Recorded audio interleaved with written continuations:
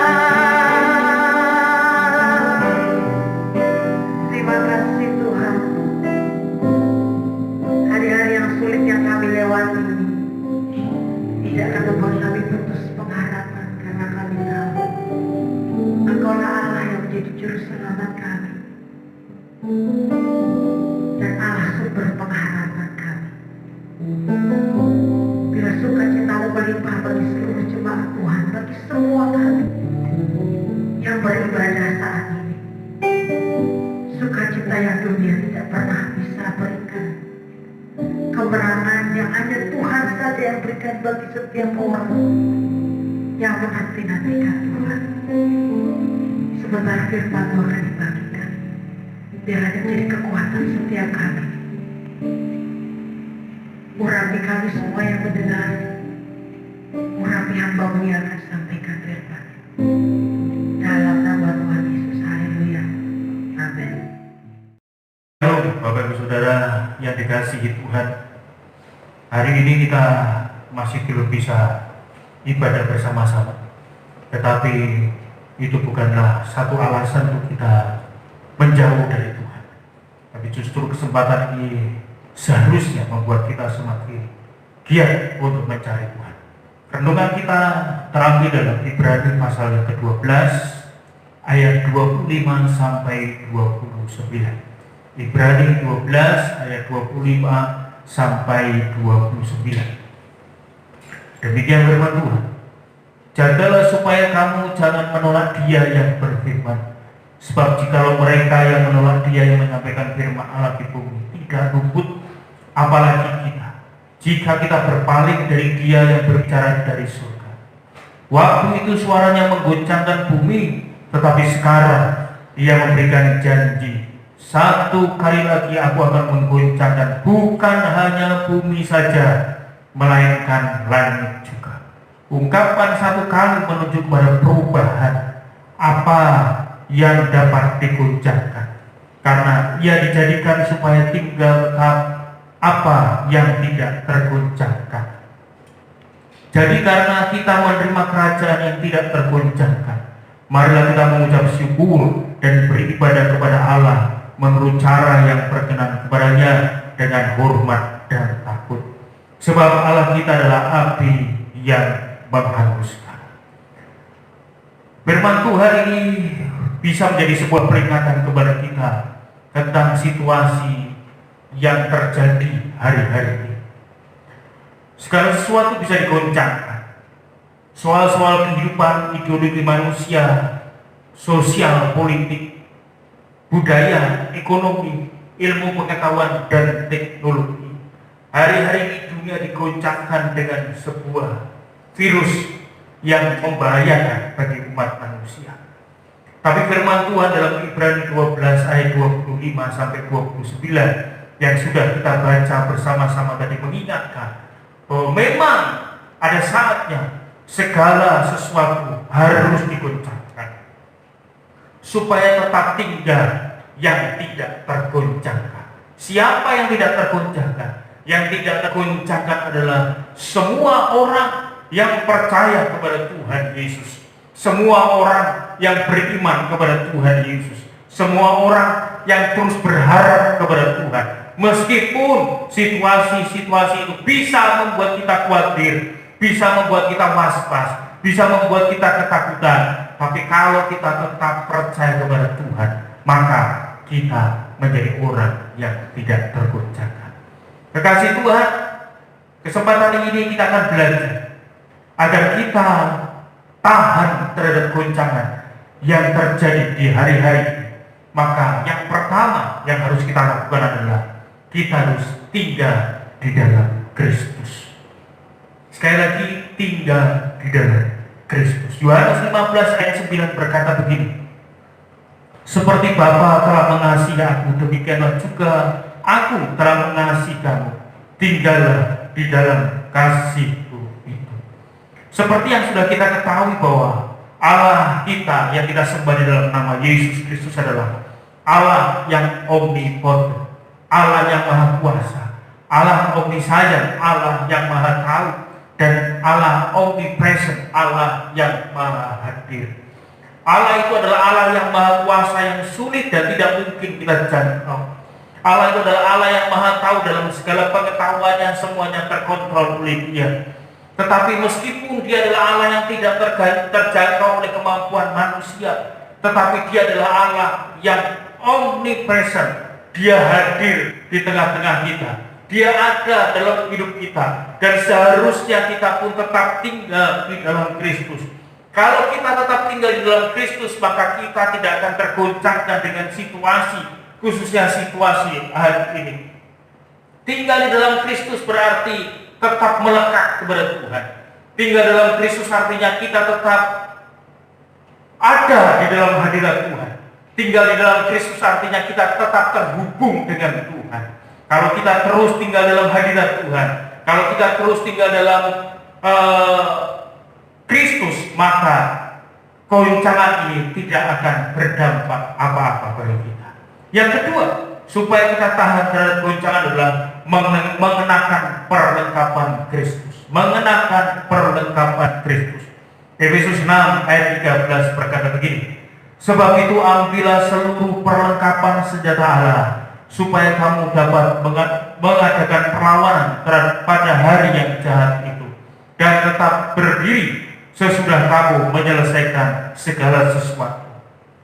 Yang Tuhan mau dalam situasi yang seperti ini adalah kita mengenakan perlengkapan Kristus. Perlengkapan Kristus itu bukanlah pistol. Perlengkapan Kristus itu bukanlah senjata nuklir. Perlengkapan Kristus itu bukanlah AK-47. Perlengkapan senjata Kristus adalah manusia baru di dalam Tuhan. Kolose 3 yang 10 berkata begini, dan telah mengenakan manusia baru yang terus-menerus diperbarui untuk memperoleh pengetahuan yang benar menurut gambar kalinya.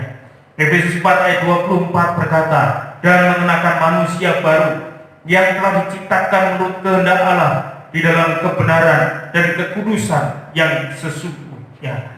Mengenakan perlengkapan Kristus artinya kita betul-betul menjadi manusia baru di dalam Tuhan.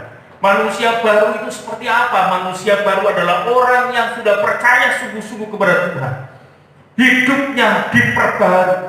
Manusia baru di dalam Tuhan adalah orang yang tinggal dalam Tuhan dan melakukan firman Tuhan. Manusia baru adalah meninggalkan karakter lama dan mengenakan karakter baru di dalam Kristus. Manusia baru adalah orang yang selalu merenungkan firman Tuhan dan belajar untuk terus-menerus melakukan firman Tuhan. Bapak Ibu Saudara, mungkin hari-hari yang lalu kita selalu gagal menjaga kekudusan kita, terus-menerus jatuh di dalam dosa. Kegoncangan saat ini seharusnya mengingatkan kepada kita untuk kita meninggalkan dosa dan bertobat menjadi manusia baru di dalam Tuhan. Hari-hari yang lalu ataupun mungkin sampai dengan hari ini, kita masih menyimpan kepahitan terhadap orang lain. Kegoncangan yang terjadi saat ini meliputi seluruh dunia seharusnya menjadi kesempatan bagi kita untuk mengampuni orang yang bersalah kepada kita. Dan kalau kita betul-betul menjadi manusia baru, bertobat dari tingkah laku kita yang jahat dan belajar untuk melakukan firman Tuhan, maka pasti kita akan menjadi orang yang bertahan dalam goncangan. Yang ketiga, supaya kita bertahan dalam goncangan adalah berharap kepada Kristus. 1 Petrus 5 ayat yang ke-7. Serahkanlah segala khawatirmu kepadanya, sebab Ia yang memeliharamu. 1 Korintus 15 ayat 19 berkata, jikalau kita hanya dalam hidup ini saja menaruh pengharapan kepada Kristus, maka kita adalah orang-orang yang paling malang dari segala manusia. Artinya begini, kalau dunia hari-hari ini sedang digoncang dengan virus yang membahayakan, dan kita selalu khawatir, maka kita tidak akan menemukan pengharapan kita kepada Tuhan. Untuk itu marilah kita menyerahkan segala persoalan hidup kita, segala kekhawatiran kita kepada Dia, sebab hanya Tuhan yang peduli dengan kita. Tuhan tidak pernah bosan berurusan dengan kita. Tuhan selalu memperhatikan kita. Tuhan selalu peduli dengan kita. Serahkanlah segala khawatirmu kepada Dia, sebab Dia yang tidak hanya peduli kepada kita, tapi Dia juga adalah Allah yang sanggup untuk memelihara kita.